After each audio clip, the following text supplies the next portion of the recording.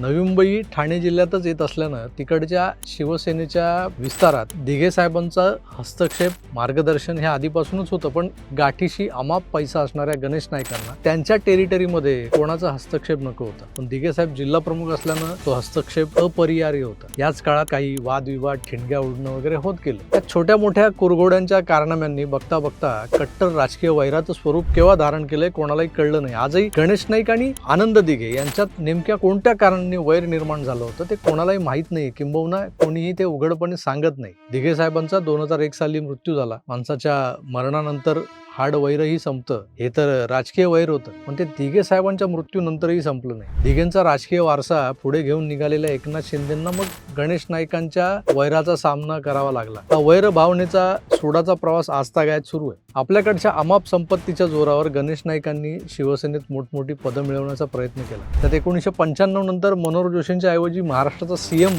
मला बनवा किंवा सीएम बनवण्यासाठी त्यांनी माननीय बाळासाहेबांनाही खोके पेट्यांच्या माध्यमातून लक्ष्मीदर्शन करवण्याचा प्रयत्न केला होता असंही बोलतात लोक. त्यावेळेचे काही जुने जाणते लोक सांगतात. पण शेवटी बाळासाहेब ते बाळासाहेब, त्यांना काही मातोश्री 2 बांधायचं नव्हतं त्यावेळेला. त्यांनी आधी मनोहर जोशी आणि नंतर नारायण राणे अशी विश्वासातली माणसं निवडली. अर्थात गणेश नाईकांना शिवशाही सरकारमध्ये वनमंत्री पद मिळालं होतं. नाईकांनी शिवसेना प्रमुखांच्या वाढदिवसाला मोठ्या संख्येने अँब्युलन्स विकत घेऊन त्या सेनेच्या शाखांना गिफ्ट दिल्या होत्या. यातूनही त्यांना आपल्याकडच्या गडगंज लक्ष्मीचं प्रदर्शनच करायचं होतं. जोर बाळासाहेब होते तोवर त्यांनी संघटनेत पदांचा, तिकिटांचा बाजार मांडू दिला नव्हता. मेरिटवरच शिवसेनेत पदं आणि तिकीटं मिळत होती. एकंदरच काय तर ठाणे आणि नवी मुंबईत जे वर्चस्ववादाचं वितुष्ट आलं होतं ते अगदी दिघे साहेबांच्या जाण्यानंतर एकनाथ शिंदे विरुद्ध गणेश नाईक असं कायम राहिलेलं आहे आजवर.